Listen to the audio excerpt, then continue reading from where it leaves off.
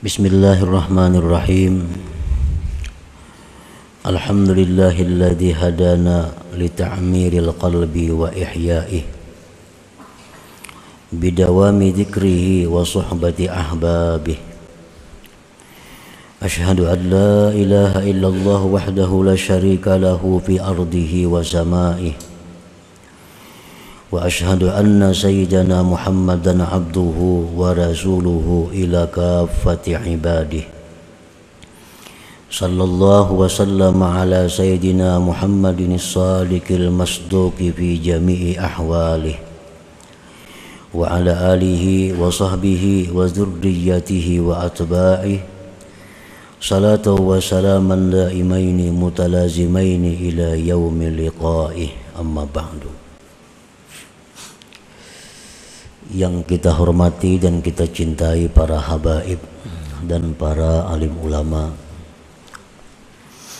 para muhibbin, hadirin hadirat rahimakumullah. Pertama-tama kita memanjatkan puji dan syukur kehadirat Allah Subhanahu wa ta'ala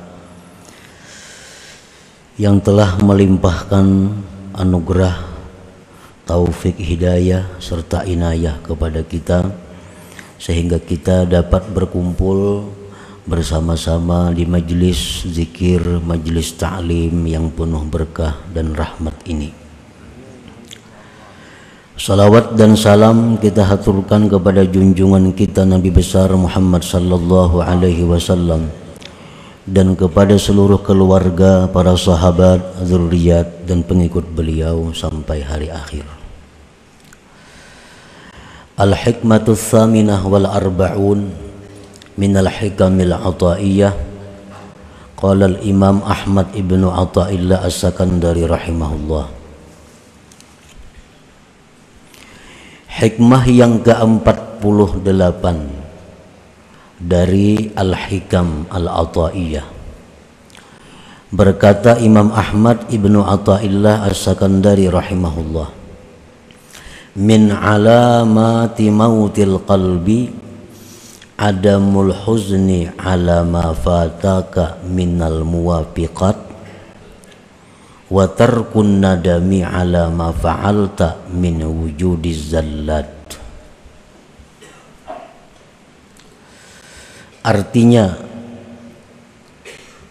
setengah dari tanda-tanda matinya hati seseorang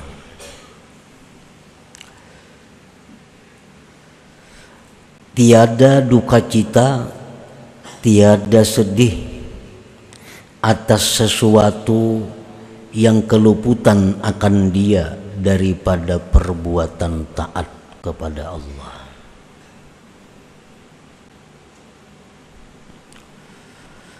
Dan tiada menyesal atas yang engkau perbuat daripada adanya kesalahan, ketergelinciran.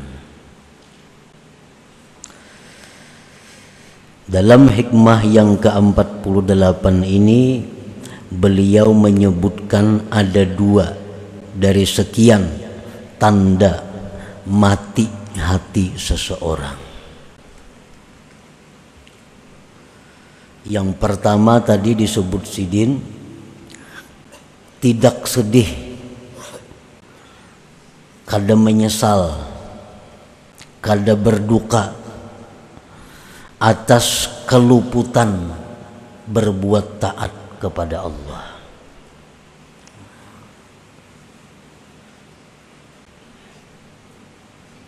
Kada merasa rugi.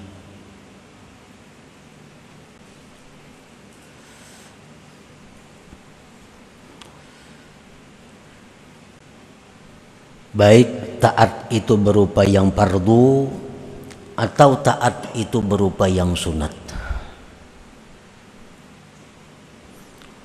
Misalnya kita guring, nah lalu bangun guring jam 6 subuh, otomatis subuh tadi teliung. Pertama keluar pada waktunya, nang kedua sembahyang berjamaahnya kada umpat, Di situ inya kadada merasa rugi. Kadada merasa rugi. Biasa-biasa. Nah, ini salah satu alamat orang ini mati hatinya. Salah satu tandanya. Kalau orang itu hatinya hidup, inya menyesal. Inya merasa rugi karena kada sempat sembahyang subuh berjamaah, kada sempat sembahyang pada waktunya, menyesal luar biasa. Nah, ini alamat hati orang itu hidup.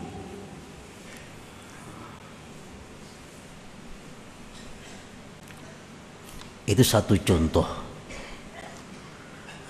Kita bandingkan, kita kiaskanlah kepada perbuatan-perbuatan taat lainnya.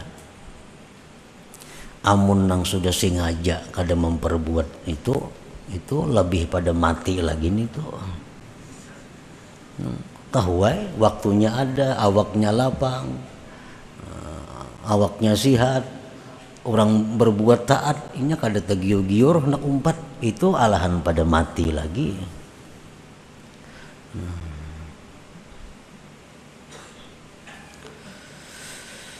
Setengah daripada tanda kematian hati seseorang, tiada sedih atas yang keluputan akan engkau daripada perbuatan taat.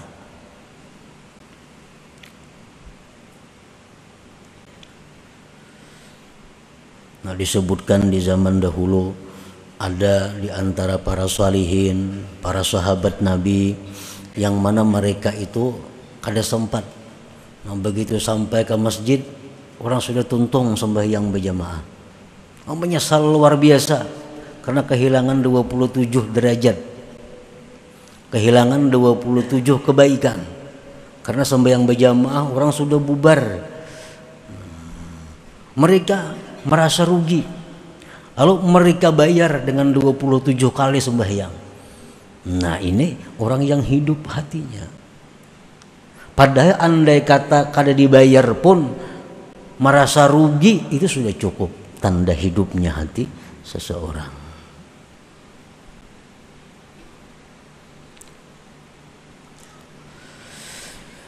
Yang kedua, tanda kematian hati seseorang lagi, tiada menyesal atas yang engkau perbuat daripada kesalahan-kesalahan.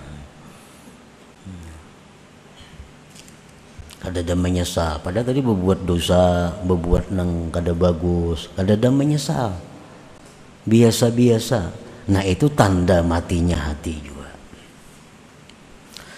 Para muhibbin rahimakumullah, mautul qalbi alamatus syaqawah wa su'il khatimah. Matinya hati itu tanda celaka dan tanda orang ini su'ul khatimah.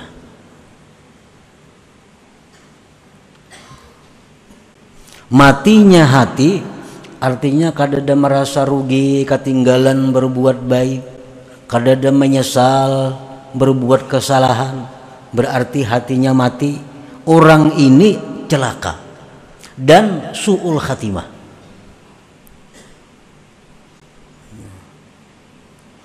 Amun orang itu hatinya mati, walaupun dipadahkan celaka dan su'ul khatimah, kan ada masalahnya, hatinya mati. Nah, mendengar nang macam ini, nah, ikam kalau ka itu aja, ikam tuh hati mati. Bila ikam hati itu mati, ikam kayaknya celaka, dan ikam mati kada membawa iman. Biasa aja, orang mati. Orang mati.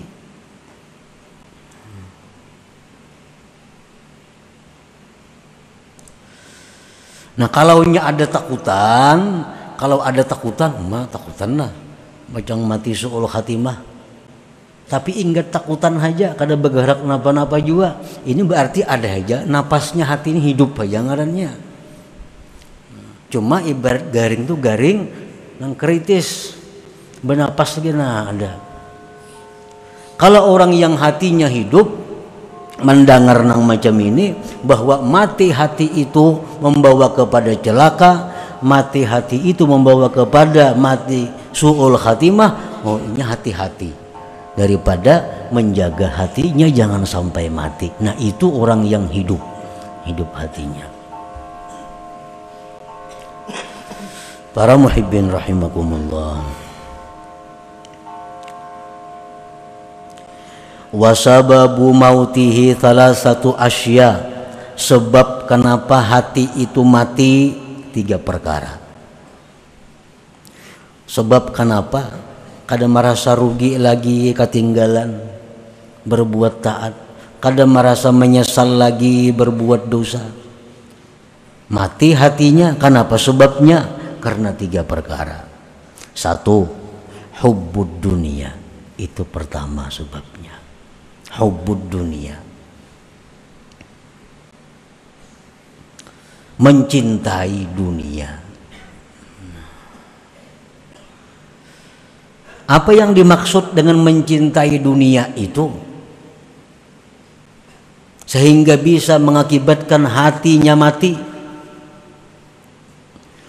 Mencintai dunia itu artinya adalah hubbu ma yatadarraru bihi ba'da mautih. Dia mencintai sesuatu yang membahayakan dia sesudah dia mati. Ini artinya hubbud dunia. Mencintai sesuatu yang mencelakakan dia di akhirat. Itu ngarannya hubbud dunia. Menyayangi sesuatu yang mencelakakan dia sesudah dia mati. Ini hubbud dunia. Contohnya mencintai kemaksiatan. Mencintai kemaksiatan. Itu hubbud dunia. Kenapa? Karena kemaksiat itu mencelakakan dia di akhirat. Maksiat itu membuat dia binasa, sengsara di akhirat. Itu yang dia cintai di dalam dunia. Nah, mencintai sesuatu yang memudaratkan dia di akhirat. Nah, ini sangat luas pemahamannya. Sangat banyak contoh-contohnya. Kita ambil contoh misalnya nang parak lawan kita, pakaian kita, perhiasan kita. Ini perhiasanku ini, pakaianku ini paling harap sakampungan nggak ada nangka ini.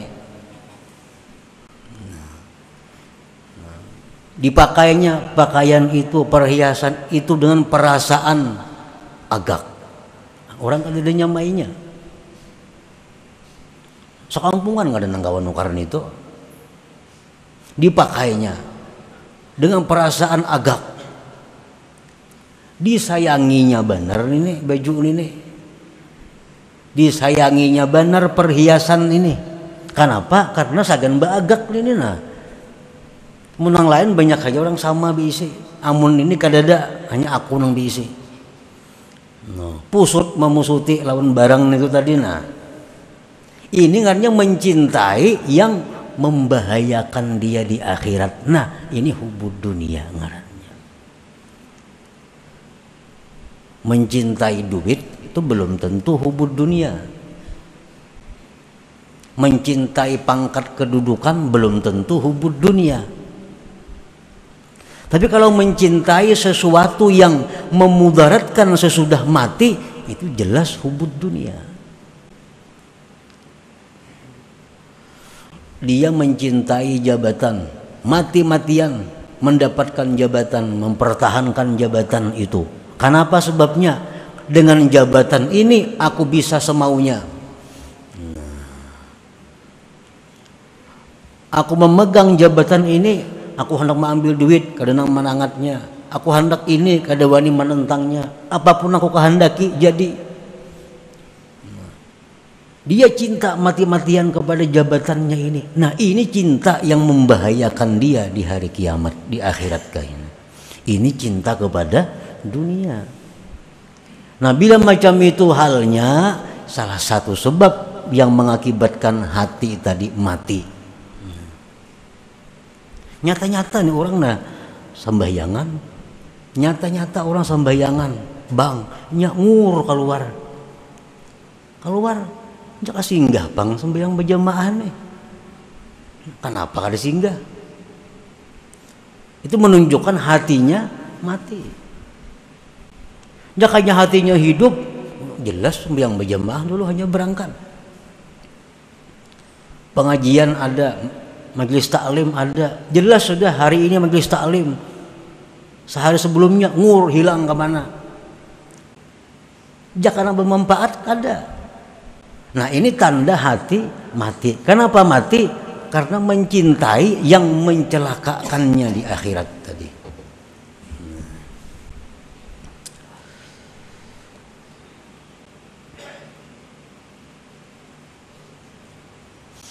Mendengar rangka ini sudah kada apa-apa, iya mati ngarannya.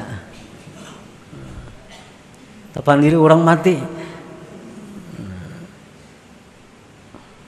Jakanya hatinya ada sedikit hidup, ada perubahan, ada gerakan.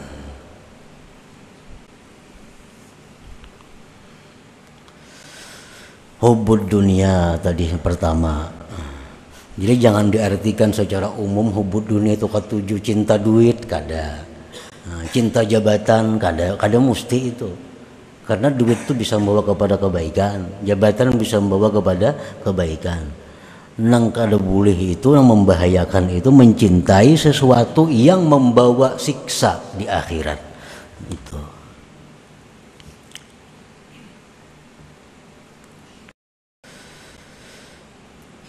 Satu itu penyebabnya. Yang kedua sebab kenapa hati kita ini menjadi mati, wal ghaflatu an zikrillah. Nah, kita lalai. Nah, kita kada ingat berzikir lawan Tuhan. Kada ingat berzikir. Wal ghaflatu an zikrillah. Mun berzikir nang misalnya 1000 sehari, la ilaha illallah sudah nyata kada. Ini zikir-zikir nang disuruh Tuhan dalam menghadapi keadaan-keadaan, kada tazikir juga.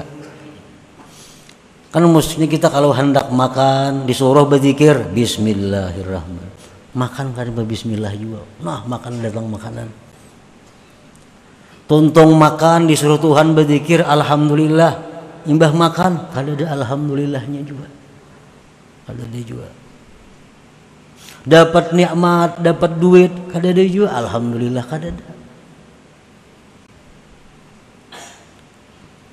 Mendengar orang menyebut ngaran Nabi kita, kalau pang Allahumma sholli, kada ada juga salawatnya. Lalai daripada zikrillah. Masuk ke dalam jamban, masuk keluar masuk, kada apa-apa juga. Padahal itu ada disuruh zikir-zikirnya. Nah, lalai daripada itu.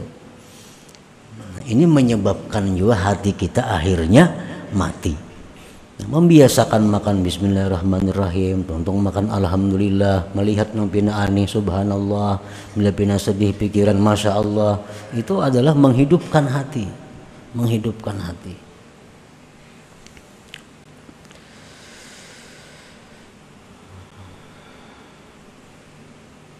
Yang ketiga yang menyebabkan hati itu mati, irsadul jawarih fi ma'asillah, yaitu melepas anggota pada maksiat. Nah, maksiat napa aja belanya hendak dilepasnya. Ada pemandangan nang haram, hendak memandang diitihinya. Ada pendengaran nang haram, hendak didengarakannya. Nah, dilepasnya anggotanya kepada yang maksiat. Nah, jadi kita mati hati kita itu.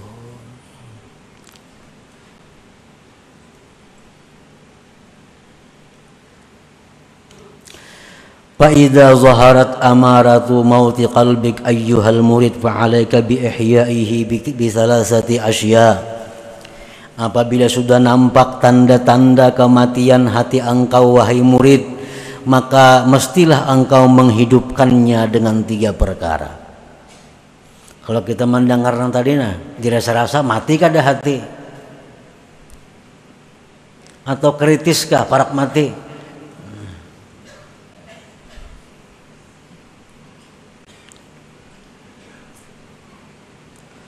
Nah, bila sudah muncul nampak tanda-tanda matinya hati engkau wahai murid, maka lazimilah, maka mestilah engkau menghidupkannya dengan 3 hal. Nah, menghidupkan ini ngalih orang mati dihidupkan. Menyigarakan nang garing jin lapah kita.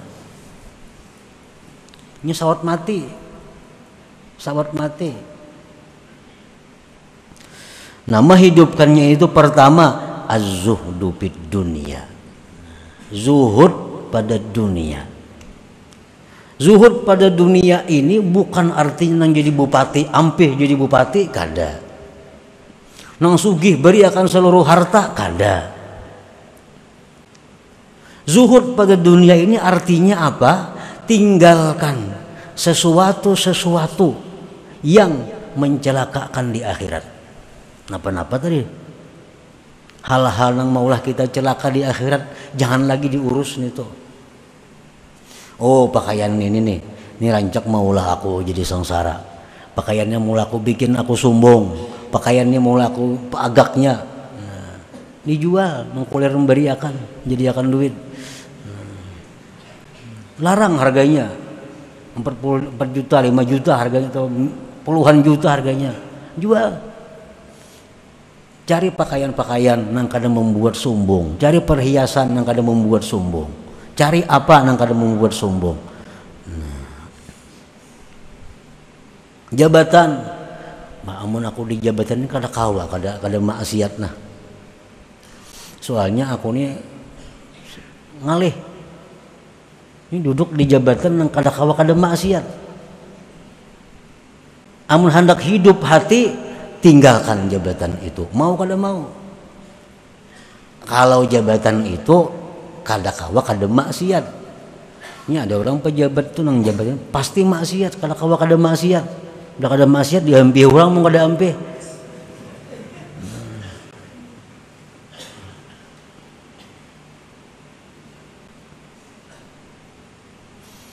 Nah, zuhud di dunia, hilangkan sesuatu yang membawa bahaya di akhirat. Jadi bukan menghabiskan seluruh harta, zuhud itu kada. Pilih mana-mana yang membuat kita celaka di akhirat, mana-mana yang maulah jadi dosa. Itu dulu. Yang kedua, al-istighal bi dzikrillah taala. Nah, menghidupkan hati. Yang kedua, bekerja dengan zikrillah. Biasakan kalau perlu di meja gana-gana bismillahirrahmanirrahim, meja makan alhamdulillah, supaya ingat di muka WC bacaan masuk bacaan keluar, memakai baju ini bacaannya, baca remin, supaya selalu sibuk dengan zikir untuk menghidupkan hati.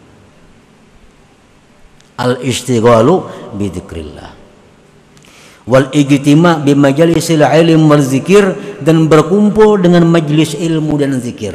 4 turun majlis ilmu, majlis zikir, karena itu membantu menghidupkan hati. Yang ketiga, wa suhbatu ahbabillah ma'al adabihim.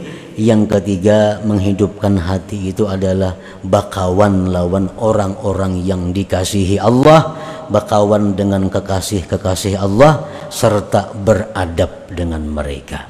Nah, 3 hal itu. Bila kita kawa melaksanakan 3 ini, maka hati yang sudah mati tadi akan menjadi hidup kembali. Jauhkan, tinggalkan, hilangkan barang-barang, benda-benda apapun yang menyebabkan kita jadi dosa. 1. Yang kedua, perbanyak zikir, terutama dalam hal keadaan-keadaan yang kita dituntut untuk berzikir. Yang ketiga, bersahabat, berkumpul dengan orang-orang yang dikasihi Allah, serta beradab dengan mereka. 3 hal itu. Mengetahui orang itu kekasih Allah atau kada. Kita nak mencari kawan nih, nak membaiki hati, nak menghidupkan hati. Membuangi nang tadi sudah dibuangi, nang gitu diusaha sudah dibuangi. Berzikir sudah aktif bagus, berkumpul dengan majelis ilmu sudah. Tinggal lagi hendak bersahabat, hendak dekat dengan kekasih-kekasih Allah. Kayak apa orang yang dimaksud kekasih Allah ini? Nah, secara zahir ada 5 hal alamat. Bila 5 hal ini pada seseorang itu ada, pegang orang itu, dekati orang itu, kawani. 1, alimun abid. Orang ini berilmu, beribadah. Berilmu, beribadah. 1 itu. Mun ilmunya tinggi, kada bisa bayangan, jangan dikawani. Ketinggian ilmu. Alimun abid, orangnya berilmu, beribadah. Sembahyang mau. Nah. Yang kedua, sakhiyun, pemurah. Orangnya berilmu, beribadat, pemurah. Nah, mengkikir lain juga. Lain kekasih Allah. Nah. Yang ketiga, pemaaf, tidak pemarah. Pemaaf, tidak pemarah. Nah. Yang keempat, tidak mengekali satu perbuatan maksiat. Kadang mengekali satu perbuatan maksiat. Amun maksiatnya berganti-ganti kada jadi soal. Ini kadang mengekali satu perbuatan maksiat. Amunnya mbahnu maksiat ini ampe maksiat itu pulang digawinya. Bentuk maksiat yang sebuting pulang itu kada jadi soal. Tapi kalau menatap satu maksiat, nah ini lain. Lain kekasih Allah. Nah, yang kelima, qalilul kalam, sedikit bicara. Nah, sedikit bicara. Ini 5 tanda zahir, tanda yang zahir bagi kekasih Allah di muka bumi ini. Nah, bila ada macam itu, kawani itu, maka ini akan menghidupkan hati. Di samping tadi banyak berzikir dan membuangi, menghilangkan hal-hal yang membuat jadi dosa. Para muhibbin rahimakumullah, apabila sudah kita berkumpul dengan orang-orang yang dikasihi Allah ini, maka mesti kita menjaga adab dengan mereka. Karena bila kita kadang menjaga adab dengan mereka, bukan manfaat yang kita dapat, justru mudarat. Justru mudarat. Kenapa? Karena orang-orang yang dikasihi Allah ini orang-orang yang dikasihi Allah, orang-orang yang sangat diperhatikan Allah. Kalau kita sakiti, Allah yang langsung turun tangan. Nah, dalam kitab seringkali disebut kekasih Allah itu seperti anak-anak harimau. Kalau anaknya diganggu, walaupun anaknya kada melawan, mamanya nang abut melawan akan. Nah, jadi berteman, bersahabat dengan orang-orang yang dikasihi Allah ini ma'al adab, serta adab. Nah, apa adabnya? Pertama, antanzura ilaihim bi'ainil mahabbati wal ihtiram. 1, memandang mereka itu kekasih Allah dengan pandangan cinta dan menghormati.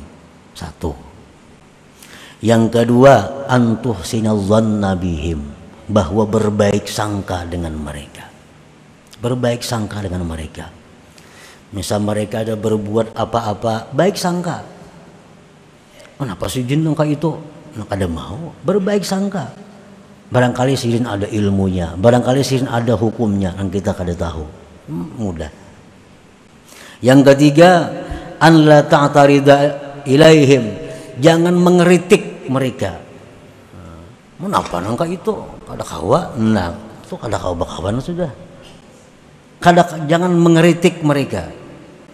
An la ta'tarida ilaihim, jangan mengeritik kepada mereka. Yang keempat, an takhdumahum, bahwa engkau berkhadam kepada mereka. Berkhadam ini artinya apa? Berkhidmat. Berkhidmat itu membantu mereka. Sekurang-kurang membantu apa? Kadang membebani mereka. Itu sudah berkhidmat. Sekurang-kurang berkhidmat itu kada membebani mereka, cukup. Ibaratnya kada kau membantu tenaga, kada kawa, membantu duit kada kawa, membantu pikiran kada kawa, jangan memuyaki barang. Jangan memuyaki. Jangan mariputakan. Yang kelima, antuhibba man ahabbahum wa man ahabbu. Mencintai orang-orang yang cinta kepada mereka dan mencintai orang-orang yang mereka cintai. Mencintai orang-orang yang cinta kepada mereka kekasih Allah dan mencintai orang-orang yang mereka cintai. Amun gak kasih sidin dimusuhi, kada kawan itu. Atau orang yang sayang lawan sidin dimusuhi juga, kada kawan juga. Mesti cinta kepada orang yang cinta kepada kekasih Allah dan mencintai orang-orang yang dikasihi mereka. Yang keenam, antad'u walahum, bahwa engkau doakan bagi mereka itu. Doakan agar mereka dipelihara Allah, dilindungi Allah, dipanjangkan umurnya, dimudahkan segala urusannya. Doa kita kepada kekasih-kekasih Allah tadi. Nah, bila 6 perkara itu kita berteman, kita bersahabat dengan kekasih Allah, maka segala apa yang Allah berikan kepada mereka kita dapat bagian yang sama, walaupun kita guring. Malam kita guring, nah, sidin beribadah, sidin beribadah. Apa yang sidin dapat, kita dapat. Asal bujur-bujur bergabung dengan mereka-mereka itu dan menjaga adab dengan mereka. Ini ia yang almar'u ma'aman ahab, seseorang itu nanti di akhirat beserta orang yang dia cintai. Nah, itu maksudnya. Walaupun dalam dunia amalnya kada sama, tapi karena inya cinta bisa tergabung kayaknya di sana. Nah. Jadi untuk menghidupkan hati, pertama tadi membuangi perkara-perkara yang membuat dosa. Yang kedua, menyibukkan diri dengan zikir. Yang ketiga, bersahabat, berkumpul dengan kekasih-kekasih Allah serta menjaga adab dengan mereka. Nah, bila mana 3 hal itu ada pada diri kita, maka hati kita yang mati akan kembali dihidupkan oleh Allah Subhanahu wa taala. Nah, kemudian selanjutnya hikmah yang ke-49. Ila hadratin Nabi sallallahu alaihi wasallam al-Fatihah. A'udzubillahi minasyaitonir rajim. Bismillahirrahmanirrahim. Iyyaka na'budu wa iyyaka nasta'in. Ihdinas siratal mustaqim. Siratal ladzina an'amta 'alaihim. Ya Allah biha, ya Allah biha, ya Allah bihusnil khatimah. Ya Allah biha, ya Allah biha, ya Allah bihusnil khatimah. Ya Allah biha, ya Allah biha, ya Allah bihusnil khatimah. فيا أيها الرجل منه شفاعة صلوا عليه وسلموا تسليما اللهم صل وسلم